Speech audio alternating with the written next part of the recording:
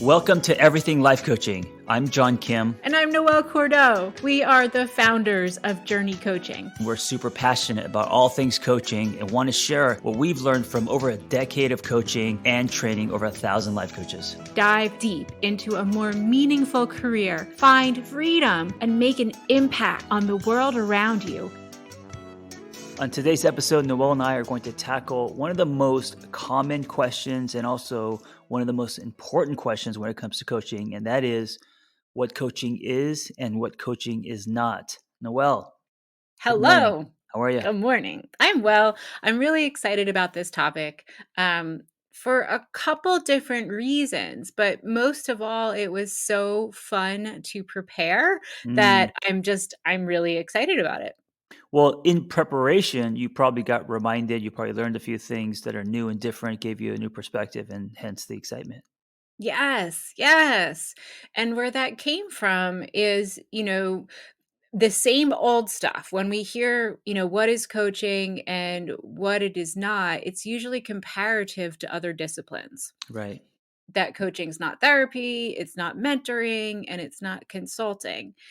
And even when you get into the actionable skill sets for coaching, to the unpracticed eye, or for someone who might be starting out in this field or who wants to bring coaching into where they work or into their relationships, it's really hard to differentiate what exactly you need to do, both internally and externally, to show up as a coach. And so that's what we're going to talk about today. Yeah. And I find that this topic brings up emotion, usually frustration and anger in people, because I think a lot of people think they know what coaching is. And then when they realize that may not be it, there's this kind of falling off a cliff, expectations not met, disappointment, frustration, all of that. So it's an important topic.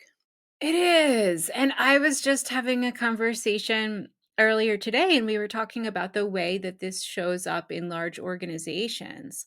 And, I think the number one thing that people mistake this for when they're in coworker or employer employee relationships is that giving someone direct feedback is not coaching. Right. Direct feedback, advice, how things should be, what you need to do, all that stuff. Right. So let's get into it. One of the most common things, and so we're, really taking this into the workplace or into your home life, is what coaching is helping everyone around you build enthusiasm and motivation. Mm, yeah, and the word motivation is a little tricky. I love the word hope. I love the phrase injecting hope, which then creates motivation, of course.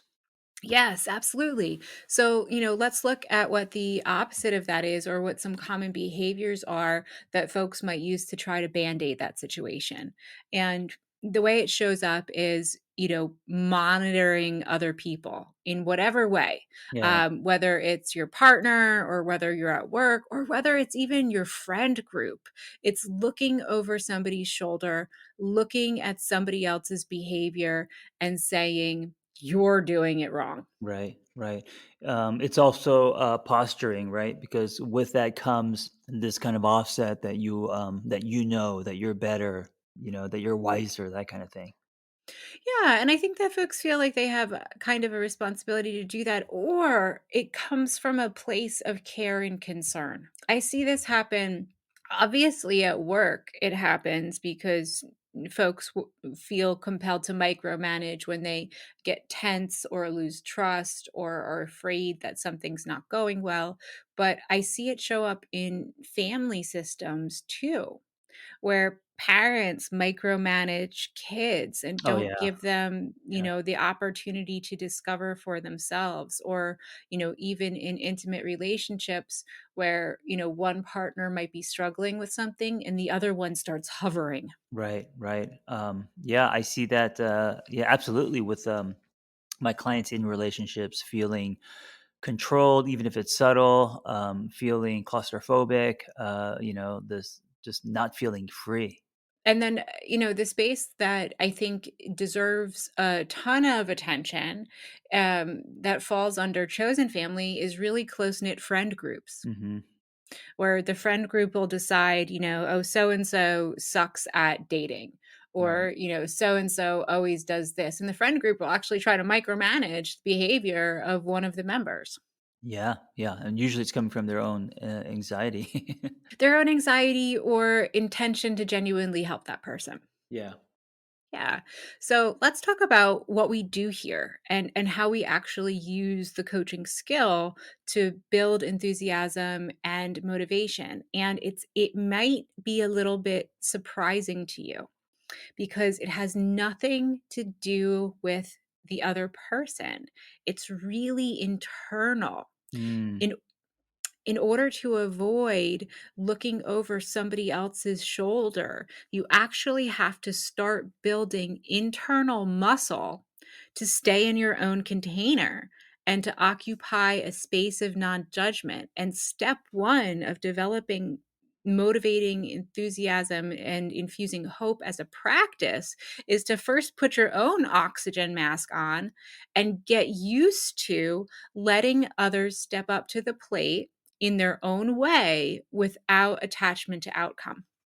You know what this reminds me of? You know, when you're growing up and you're getting a lot of finger pointing and what you need to do, and you need to get A's, all the stuff from parents, obviously, and also maybe from teachers.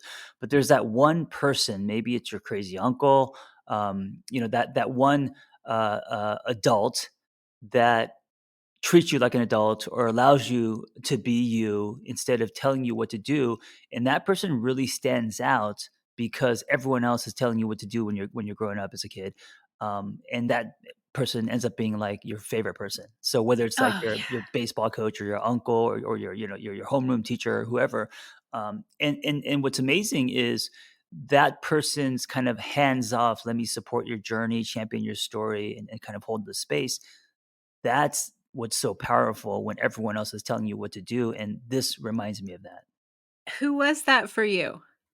I had a few, but it was, a crazy uncle, who, let me, be me and, say a little bit past the curfew and do some things and maybe some things he shouldn't have let me do, but it was that person, that made me realize, "Oh, like, I can just be myself and it's okay." Awesome. Yeah. That's awesome. It was actually an uncle for me as well. Mm. It was my uncle Charlie, Mhm. and he was a bachelor, and when I went to go visit him, he had, no preconceived notion of what a kid was or what you were supposed to do with a kid. Right, right. And so he let me flip through his Grateful Dead records. I Mhm. played with the lizards. There Yep. was a farm next door. There were kittens, and I just Right. got to run around. And those are some of my fondest memories. Yeah. Yeah, and, as a coach, you can be that person. You could be, Charlie. Did you say Yeah. Charlie? Yeah, Charlie. Yeah, Charlie. And so and just circling back around to the muscle that we need to build is is that fear monster that says, "Oh no, we shouldn't let a little girl flip through Grateful Dead records, play with lizards and run around a farm by herself. Something bad could happen," right? Mhm, mhm. Instead, it was leaning into freedom and saying, what's the worst thing that can happen? Right. This is a contained environment. Um, all right. So, keeping on with that trend, one of the things that coaching is truly all about is being and showing up as real and authentic. Yeah. I mean, it begins there because that's the only Mhm. way you build trust. And teenagers can smell inauthentic or fakeness. I think more than anyone. I work with teenagers for like 5 years. They'll call you out on your bullshit, and if you are being not you, you don't get any traction. You don't get buy-in. Mhm. Absolutely. And you alluded to this earlier, but what folks usually do and what the tell is and what the behavior that we're trying to correct is with coaching is when folks hide behind a perceived or real position of power and Mm. bring in that pseudo self and that posturing that you were talking about.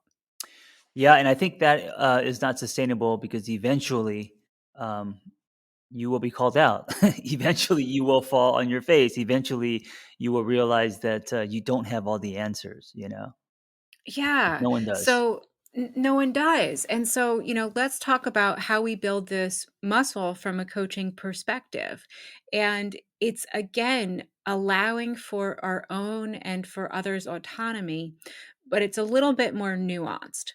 So, in our one of our previous podcasts, we talked about the difference between intrinsic and extrinsic motivation. Hmm. Intrinsic motivation is what comes from inside of you. It's attached to your natural value set. Extrinsic motivation is the list of shoulds that the outside world imposes. And what ends up happening is that when we allow ourselves and others to pull from those internal value systems that flow authentically from us, we'll just naturally align with people that share our values and everything goes better. When we try to force things based on outside approval or fakeness, that's when we get into trouble because it's really hard to sustain. Everything feels icky, and oftentimes the people who are in the positions of power or perceive themselves and to be in the positions of power don't like the way that it feels either. Did you ever have anybody in your life, from a coaching perspective, who just really let you kind of be you based on shared values?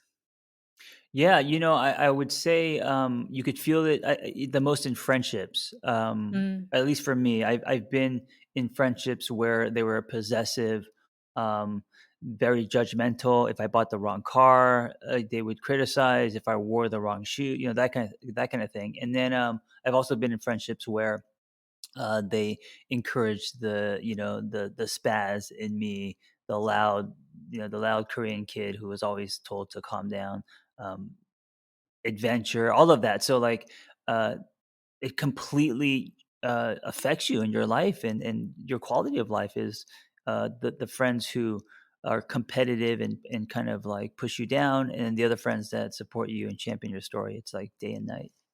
That's awesome. And you know what I love about our conversation today is that we're really talking about the importance of friendships. I think friendships are one of the different kinds of relationships that don't get enough of the spotlight. Yeah. Yeah, because we're all I mean, when we think of relationships, we either think of what? Family and intimate And work. and work. Yeah, of course. Yeah.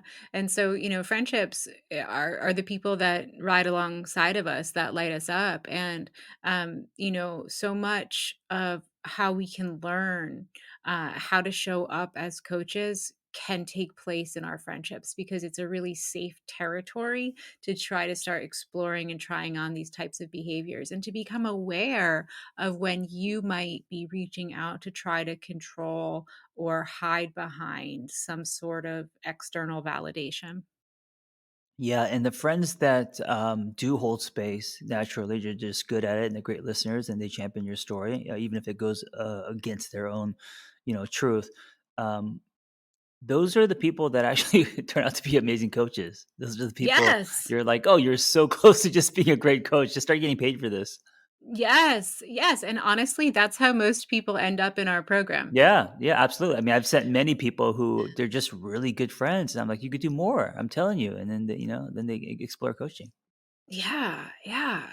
So, another one that we have to talk about because it's huge is what coaching is allowing for mistakes. Yeah, this is what makes coaching a human experience and also sustainable. If you think that coaching equals perfect sessions where people have life changing revelations in every session and all of that, you're setting yourself up uh, for failure because it's that pressure is just no one can handle that. No one's God. No, no one is God. And as coaches, we facilitate the change process. And inherently, in any process of change where you're moving forward, things are going to go backwards from time to time. Right, right. There are going to be obstacles. Things are going to go wrong. People are human. They're not going to get it right all of the time. And that data is what allows us to pull it forward into the future in order to do better. We actually need the mistakes in order to grow.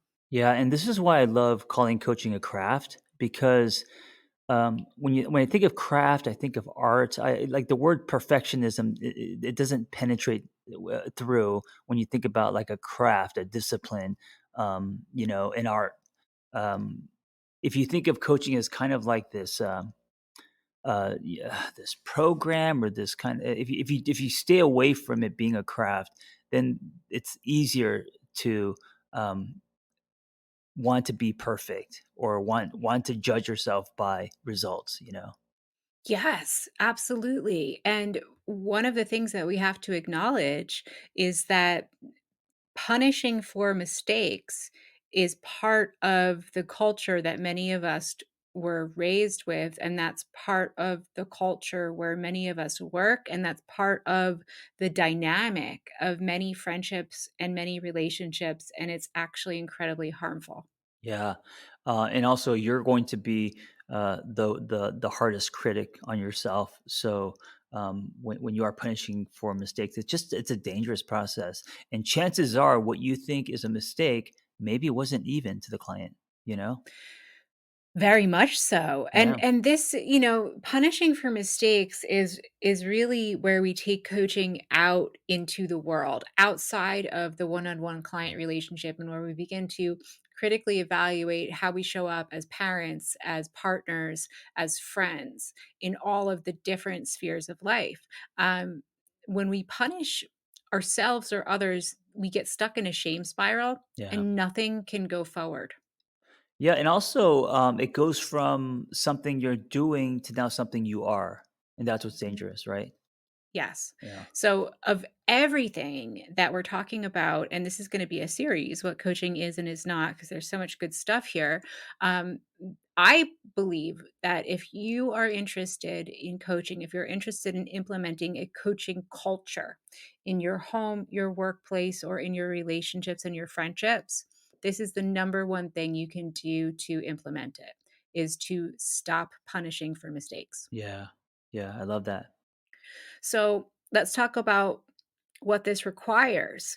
And it requires conversations Hmm. and honesty and transparency and really talking about, okay, what went wrong? What did we think was going to happen? What did happen? And what did we learn so that we can avoid this pitfall the next time? Yeah, I mean, what I hear you saying is it requires a growth mindset instead of a fixed one. Yes, 100%. And then also a sidecar of awareness that we live in a puritanical and legalistic society that loves to punish people. Yeah, And yeah. so if you have this like little itching, burning desire to do this stuff, it's because that's how you were socialized. It didn't happen overnight. You're not a unicorn. You're a human who lives in a constructed society. And so you're just responding and reacting to the dominant culture. And that's what we're here to change. Hmm. Yeah. So if you're thinking about this, from a one-on-one session perspective too, sometimes this shows up with our clients. So um, I just had a client who last time we had a session, she said, all right, I'm going to break up with my boyfriend. We planned it all out, Hmm. and she didn't do it. She didn't break up with her boyfriend. Now, to be clear, I don't care. I just want my client to be happy. It is her life. Mm. And, I really like this is nothing to do with me. I'm a conduit. I'm a facilitator for her goals. But because of this punishing, getting in trouble mindset, she was so spun out before our session that she was texting me, I just want you to know I didn't break up with him and Right, all of the right. reasons why. And I was like, oh God, you think you're going to get in trouble. Trouble, yeah.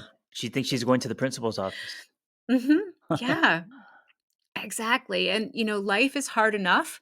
And one of the things that we can all benefit from is the understanding that natural consequences are a thing. Yeah. And you don't have to impose consequences on anyone. You just make life harder that way. Natural consequences suck enough. Yeah, this also happens in fitness coaching where if you don't, if you end up doing a cheat meal or you don't lose the pounds that you guys planned on or you missed a workout, you're afraid to to face your personal trainer because you don't want to disappoint him or her, and also you feel that you have failed and now you're punishing yourself. Yeah, absolutely. And that's a really great way to sniff out potentially abusive relationships on any front is somebody who takes a punishing stance. Yeah, absolutely. Great point. Yeah. So our last one, which is really important, is one of the big things that coaching is making constructive use of differences. Mm, What does that yeah, I was trying to think that's abstract. Yeah, it is. It is. And I think a great way to kind of illustrate this is, differences exist in so many different spheres. When I was when this concept really crystallized for me, it was reading a book on leadership and taking a look at what folks across history who have been really great leaders do well. Mhm. And what they do is they listen to as many different perspectives from smart people as they can find on a single topic, and they want to hear all of the different Mm. perspectives in order to determine for themselves what might be the best or maybe a combination of different perspectives. That's really interesting. Yeah. Mhm. This reminds me of I wrote a blog post once, and I'm going to use it in my new book, and it's called "Finding Beauty in the Contrast." And Ooh. it reminds me of this. It's in relationships, and I'm guilty of this. Um, Seeing differences as negative and bad, and there's the gap, and that means we shouldn't be together because we're so different. And I've learned over the years that you got to focus on seeing beauty in the differences.